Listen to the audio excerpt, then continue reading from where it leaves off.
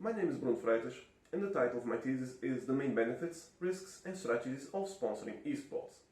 So, esports are professional video game competitions that are watched by more than 470 million people worldwide, and where professional gamers compete in order to win prizes, money and prestige.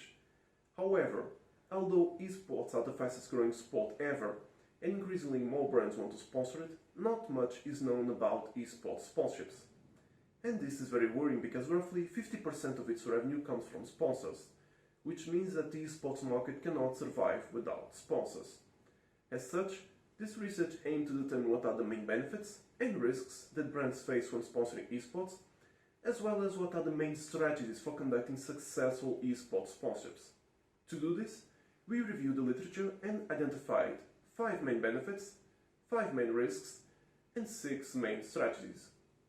To verify the accuracy of this data, we applied an online survey to more than 5,000 esports fans and interviewed 22 experts in esports sponsorships. From these, 7 worked in brands whose business line was connected to esports, 8 whose business line was not connected to esports, and 7 who worked at marketing agencies that assisted with marketing in esports. The results showed that the main benefits of sponsoring esports are low sponsorship costs, more people will become aware of your brand, more people will like your brand, your sales will increase, and you will have profits for the duration of the partnership. The main risks are the negative public view on video games, disreputable behavior and corruption, the infancy of this industry, and poor performance. Unlike what the literature suggested, the video game's short lifespan was not considered as a main risk.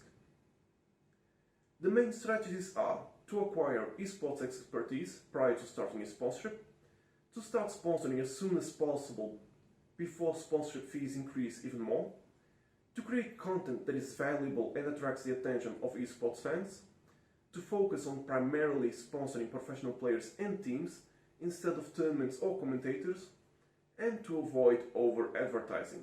Again, unlike what the literature suggested, being the main sponsor was not considered as a main strategy. Besides this, new potential main benefits, risks and strategies were identified which were not present in the literature. The potential main benefits are product improvement based on customer feedback, attractive grassroots, which are low-tier tournaments, employer branding and investee branding, meaning that you can make your brand more appealing to both employees and investors. The potential main risks are dependence on just a few main esports video games, overvalued esports entities, commercially inexperienced people, and the power of video game publishers. We also identified 2 double-edged swords, which are elements that can be both a benefit and a risk. These are a very vocal audience and a global audience.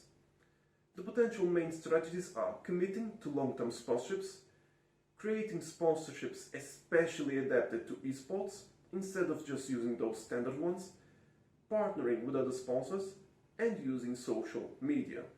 In terms of originality and value, this research mitigates the knowledge gap of esports sponsorships, it provides the building blocks on which future research can build upon, and it reveals valuable notions to both current and potential esports sponsors.